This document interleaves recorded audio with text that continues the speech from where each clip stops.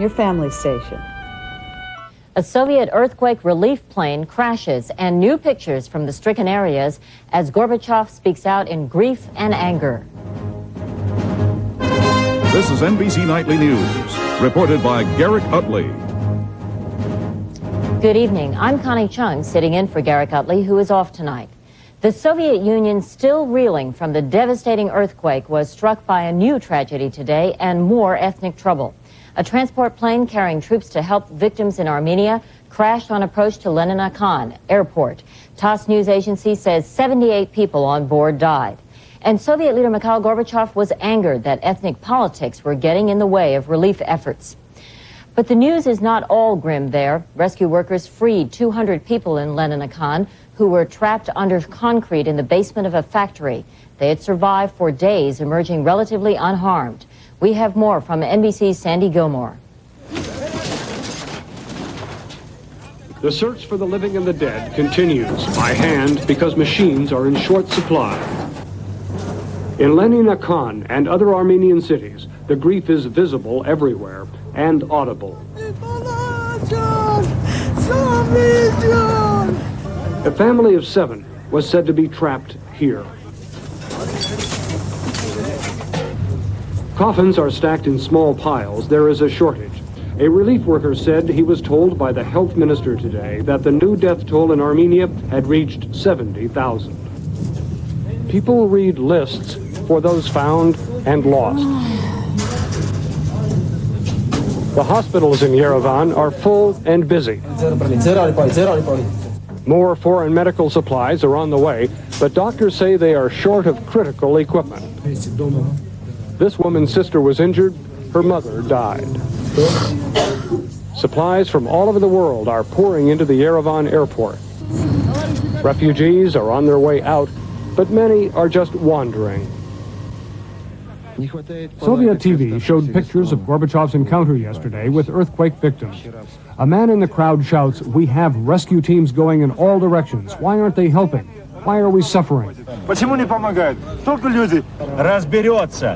Gorbachev promised more aid. He said a commission would investigate why buildings just 3 years old were not designed to withstand the quake.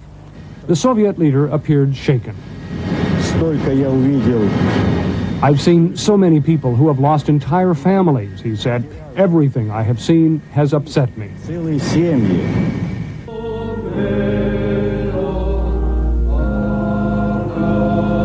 At an Armenian church in Moscow, mourners gathered to say special prayers for friends and relatives. Afterward, an angry crowd of Armenians denounced a plan to relocate more than 20,000 orphans into homes of ethnic Russians, saying it was a plot to deprive the children of their Armenian heritage. It was an indication of just how carefully Gorbachev must act after 10 months of ethnic violence in the Armenia-Azerbaijan region. In Yerevan today, an exasperated Gorbachev talked openly about that hostility. Apparently referring to a reported demonstration today in Yerevan, he accused Armenian nationalists of acquiring power by using the pain of their own people during this tragedy. What kind of morals do these people have? And they're hiding behind their worries about nationalities and about peoples, but really we know what they're up to, and we must stop them.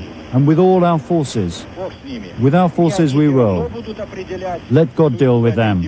But we're not going to let them decide the fate of this land.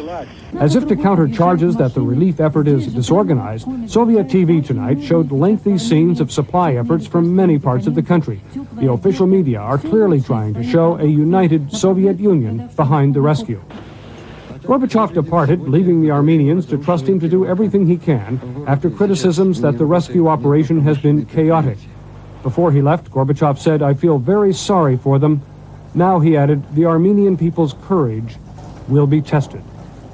Sandy Gilmore, NBC News, Moscow. President and Mrs. Reagan joined those signing a condolence book today at the Soviet Embassy in Washington. President Reagan said, "I speak for all our people when I say we share your sorrow." Mrs. Reagan's inscription was this: "What a terrible human tragedy. Our deepest sympathy." American Armenians raised millions of dollars today at relief centers and telethons. For some Armenians here, today was another day of prayer, waiting for word on whether their relatives are alive. Jennifer McLogan reports.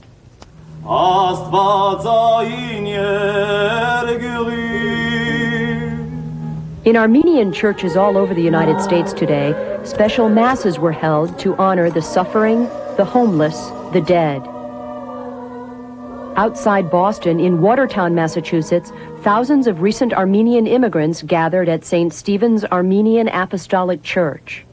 And we are grateful, God, that all nations today trying to help and relieve our deep grief. Nearby at the home of Oganis and Noritz Gregorian, an agonizing vigil continues. Yes, I'd like to make a phone call to USSR Armenia, please. For 4 days, they have desperately tried to reach their daughter Vartug, son-in-law, and 3 young grandchildren in Leninikon, where 75% of the buildings were leveled. I still can't get through. Harut has not seen his sister since the family came to this country 10 years ago. He fears the worst. We can't get through. I don't know if my sister is alive or dead. I don't know nothing. Some of the Gregorians' extended family arrived in the U.S. yesterday to visit, with messages of love from daughter Vartug. But they left Armenia with that news hours before the earthquake struck. Mrs. Gregorian says she can't eat or sleep worrying about her daughter and grandchildren. I would go to Leninikon yesterday if I could. I want to search with my own eyes. Still, the Gregorians say their deep faith keeps them united and filled with hope that news will come soon. Jennifer McLogan, NBC News, New York. Coming up on NBC Nightly News, Ken Bodie on a movie about a modern lynching, a terrifying story about the murder of 3 men in the struggle for civil rights. And Jim Bitterman in Geneva preparing security for delegates to the UN General Assembly, transplanted there from New York to hear Yasser Arafat. Hey, Slugger, what's happening? I'm out of here, Dad, and I'm going as far as $3.42 will take me. Northwest has some of the lowest fares around, but not that low. While other airlines have prohibited smoking on flights under 2 hours, Northwest is the only U.S. airline to make every flight in North America smoke-free. Hip, hip, hooray! Hip, hip, hooray! Northwest, Northwest! Somebody ordered a knish. Where are you? No, I have to go back to bed. Get it out. Service, please. At the 2nd Avenue Deli in Manhattan, they recently added something new to the menu. The phone number of their Marotta fax machine. Double fax, 2 breakfast steaks, 1 hot. The guys say that before they bought the Marotta, things were pretty hectic behind the counter. Just a second, darling. Don't you see I'm busy? Marotta fax machines. The administration will announce this week a startup schedule for the Savannah River Military Nuclear Plant, which has been plagued by serious safety problems. The Pentagon had warned that it was running short of the vital tritium made there, a claim disputed by environmentalists. The Energy Department confirmed today that it has sent a report to the White House which recommends spending $50 billion to modernize nuclear weapons plants and clean up radioactive pollution. NBC News correspondent Jamie Gangel reports. The report recommends closing the uranium processing plant near Fernald, Ohio, and the Rocky Flats plutonium plant near Denver, both already shut down because of extensive environmental contamination, safety problems, and huge public opposition. You know, we're not out because of money, we're safety. You know, our safety, the community's safety, you know, management safety. It's a terrible feeling. You need a job and you don't want to go back there, and they won't even let you come back. It also recommends moving plutonium production out of the Pinellas plant near Largo, Florida, and the Lawrence Livermore National Laboratory near San Francisco. Energy officials will not say where new plants would go, admitting it would be political suicide to do so. But they are looking for remote areas. One problem with the present plants, according to the report, is that, like Rocky Flats, just 18 miles from Denver, they are just too close to densely populated areas. The Energy Department also recommends building a new large reactor to replace the Savannah River, South Carolina plant, now closed because of serious safety problems, and 4 small reactors at Idaho Falls. The news brought quick opposition from local residents. We are advocating that the cleanup begin before any new construction is even considered. My choice is famous potatoes, not famous weapons.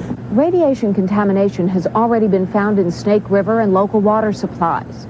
The Defense Department says these plants are vital because they produce tritium, a material that gives small nuclear weapons a bigger bang. But even defense supporters in Congress have become staunch critics. We don't want to create more ticking time bombs out there by the establishment of new facilities when we haven't even cleaned up the old ones. We don't want to add new problems. And there is still the big question of money. Energy officials say what they really need is $175 billion, and no one is sure where that money will come from. Jamie Gangel, NBC News, Washington.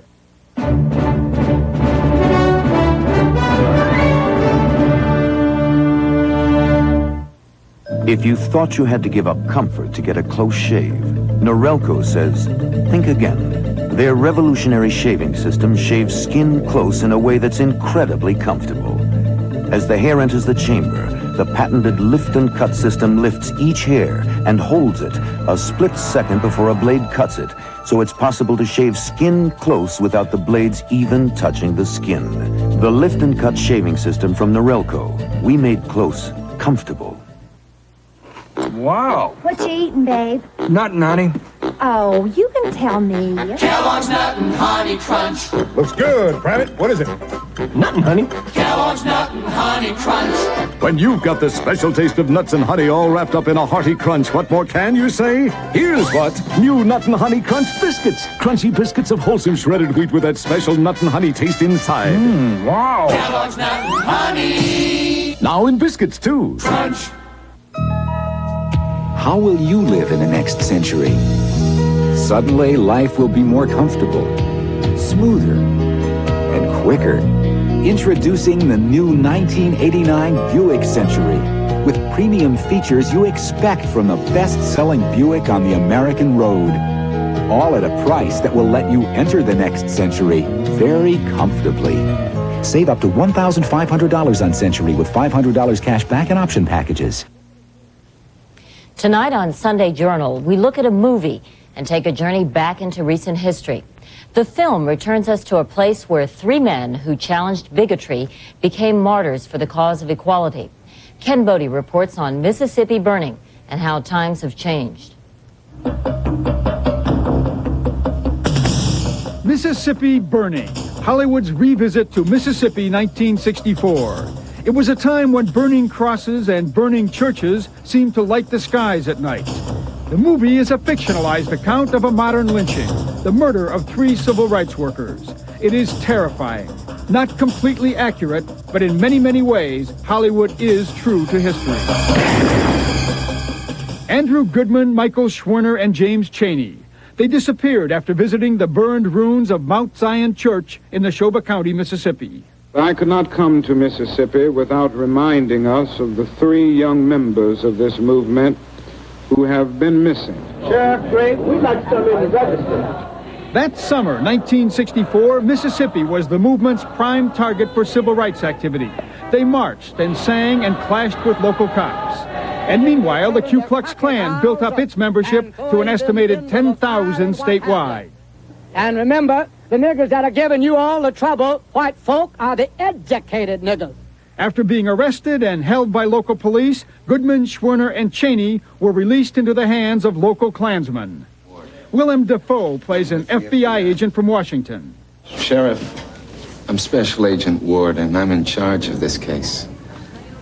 We think it might be a little more serious than missing persons. I don't think so, boy. In fact, you know what I think it is? It's a publicity stunt cooked up by that Martin Luther King fella. Back in '64, the hoax theory was advanced by Neshoba County Sheriff Lawrence Rainey, here joking and chewing with Deputy Cecil Price. The photo says it's a joke. I'm not taking this seriously. That's a photo that this country will never forget.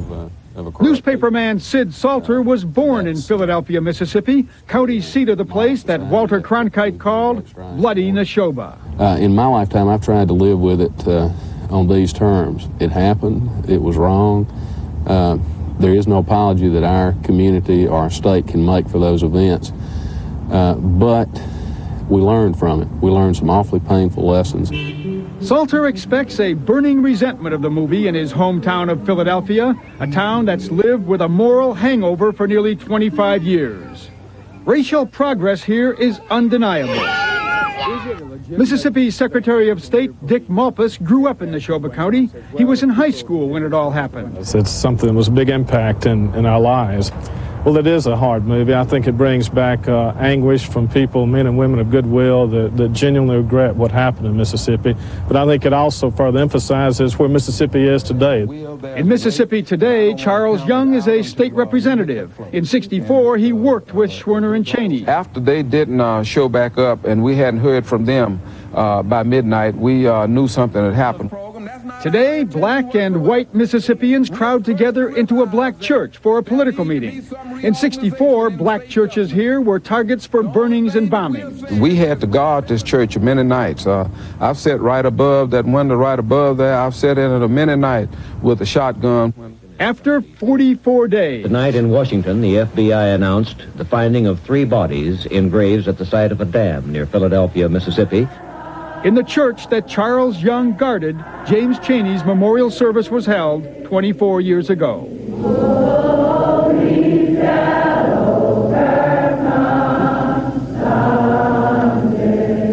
Most of the black children now thinks that conditions of today existed always.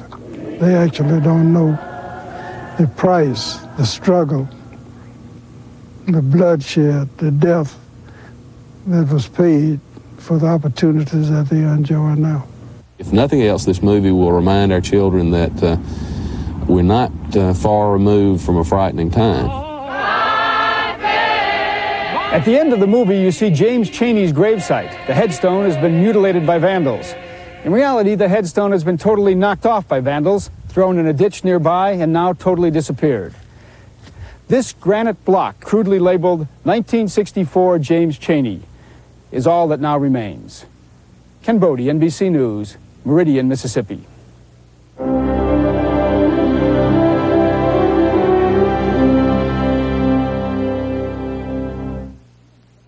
When my minor arthritis pain acts up, even little things are a big effort.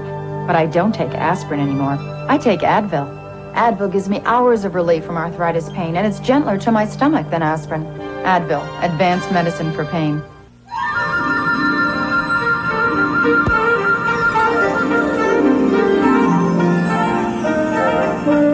The gift wrappings of Hallmark. Hundreds of ways to let you create a look that's you and only you. Gift wrappings that make presents look special. That say, this is from me to you. With love. Gift wrappings you can find only at Hallmark, where there's more to Christmas than ever before. If you thought you had to give up comfort to get a close shave, Norelco says, think again. Their revolutionary shaving system shaves skin close in a way that's incredibly comfortable. As the hair enters the chamber, the patented lift and cut system lifts each hair and holds it a split second before a blade cuts it, so it's possible to shave skin close without the blades even touching the skin. The lift and cut shaving system from Norelco. We made close comfortable. Heartburn flaring up? It never seems to stop. How long have you been taking antacids? Seems like forever.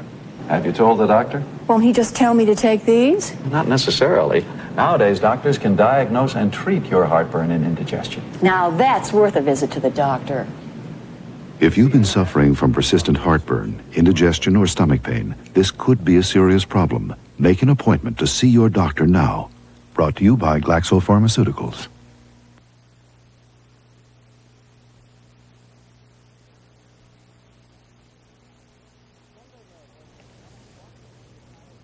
Lumber mill workers in Omak, Washington decided they want a chance to control their own destiny, using a strategy popular with big corporations, a leveraged buyout with no money down. As David Burrington reports, they get the keys to the mill tomorrow. For years, workers here have been at the mercy of distant owners. They've endured layoffs and pay cuts, but now they'll make the decision. They're buying the mill, along with thousands of acres of timber, using junk bonds. It's as if Wall Street were Santa Claus. It's an opportunity that comes by just once in a lifetime. Find me a chance that I can work for myself instead of working for somebody else. The opportunity came when the union, state officials, and investment bankers convinced the mill's owner to give workers preference when he put the property up for bids. Managers who've doubled profits recently are part of the deal. One of our principles is to make this a livable place to work, an enjoyable place to come to work. We don't have to worry about divvying up the pie anymore because it all goes to our stock. We're all stockholders. And we're all in the same boat, and we better be rowing the same damn direction. The boss is no longer the enemy. That's one point an expert in labor management relations is trying to get across. The main thing is, are you getting your questions answered?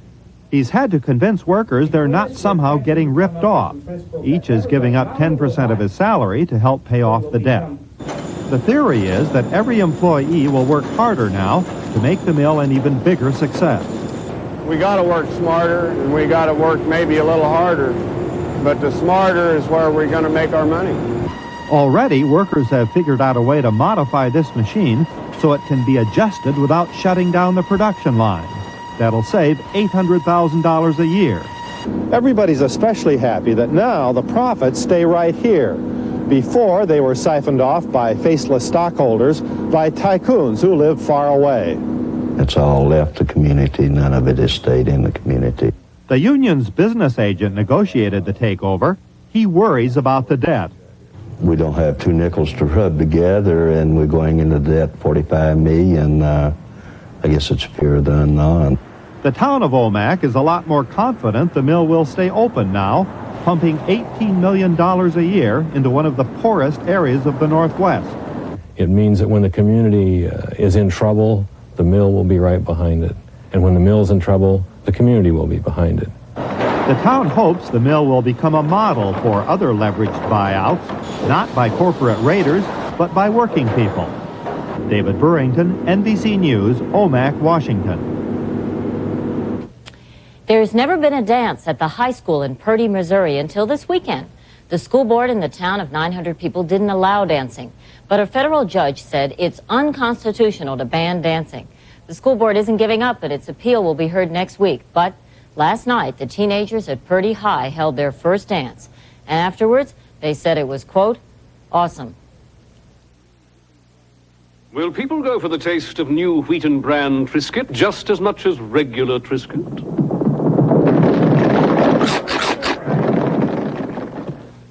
It would so appear. New Wheaton brand Triscuit. You just got a frequent flyer award, huh? That's right. You don't fly frequently. No, infrequently. How can you be a frequent flyer if you don't fly frequently? How can I hit the ball if you're talking to me? How can you hit the ball if you're going to be talking over there? On Northwest, you don't have to fly a lot to earn a free trip fast. I woke up with a sinus cold. Pain, congestion, pressure. I took new maximum strength Dristan. I'm here. New maximum strength Dristan to unclog congestion, relieve pressure and pain. And I'm not drowsy. New maximum strength Dristan for tough sinus colds. Tomorrow, Tom Brokaw reports from inside the Soviet Union, where the massive rescue effort continues for those left buried alive in the rubble of the earthquake. He'll bring you the latest on NBC Nightly News. Maybe you missed the article about oat bran in USA Today. Maybe you turned right past the one in Newsweek. And maybe all the other articles about oat bran somehow escaped your attention. But if you're interested in learning more about it, here's something you should read. A box of Kellogg's Common Sense Oat Bran, with the highest level oat bran of any ready-to-eat cereal. New Common Sense Oat Bran, a sensible thing to do. Time has come to say goodnight. Sweet dreams are on their way. Salmonex has the one ingredient doctors recommend most to help you fall asleep safely without worry. Salmonex. Good night. Caffrey toothpaste decaffeinates your smile. Coffee and tea can stain your smile, like they stain your cup. Caffrey gets out coffee and tea stains better than the leading toothpaste. Caffrey toothpaste or Minty Gel. Caffrey decaffeinates your smile. Yasser Arafat will address the United Nations General Assembly in Geneva Tuesday because the United States wouldn't let him into the country to speak here. As Jim Bitterman reports from Geneva, that's proving to be a costly move. On the neatly ordered banks of the tranquil Lake Geneva, the Swiss are planning for the worst to ensure it will not happen. The modern army of this tiny, perfect country has been called into the streets to protect the delegates who are gathering. The Geneva UN office is a very busy place. This is the United Nations Geneva office, a diplomatic outpost which, current frenzy aside, is somewhat removed from the political fast waters of the UN's New York headquarters. A place of gentlemanly hours, where vices need not be forbidden but merely discouraged. Where 25,000 delegates sit through 7,000 conferences each year, as millions of pages of documents shuttled to and fro in the stately corridors, dealing with every subject in the world. We are the delegation to that meeting. You're the dangerous goods delegation. Yes. Now, though, the pace is quickening here as preparations are finalized for the first mass visit of delegates from the 159-member UN General Assembly, a move necessitated by the fact that the United States wouldn't grant a visa to a guest speaker the General Assembly wanted to hear, the leader of the Palestine Liberation Organization. Yasser Arafat's visa could turn out to be one of the most expensive ever applied for. Because it was turned down, just the United Nations alone will spend in the order of $500,000 to move itself here where the PLO leader can be heard. And that doesn't include the travel costs of all the individual delegations. The U.S. State Department, for instance, the same organization which stopped Arafat from coming to New York to speak, will send 7 people from New York to Geneva to witness him speaking here. Nor does the estimate include the money hundreds of journalists are spending to cover the event. The Swiss government, however, will graciously provide free the services of 2,600 security men. Perhaps because it knows the nation as a whole never seems to lose from taking on such world-class events. It's a good week, yeah. The Swiss, in fact, have long found the profit in other people's arguments. With its knife-edge neutrality, Switzerland has often proved the ideal place for the world to play out its diplomacy, although there are varying explanations why. Derrière une fondue, tout le monde est gentil.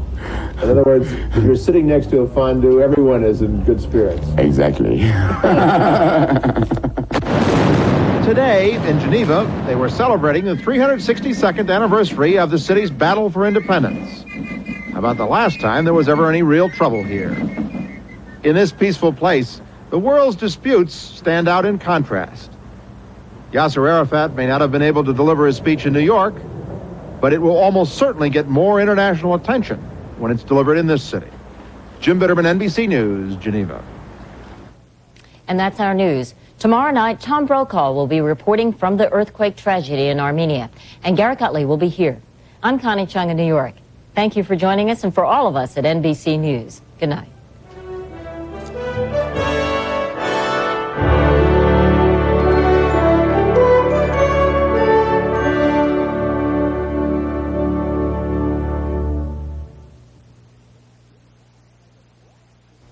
Tonight, Rue McClanahan has a blast with a new generation of greatness at Disneyland's All-Star Comedy Circus. Then the family ties grow stronger as they wait for word on Dad. I'm very worried. And Alex I'm worried about me. can't cope.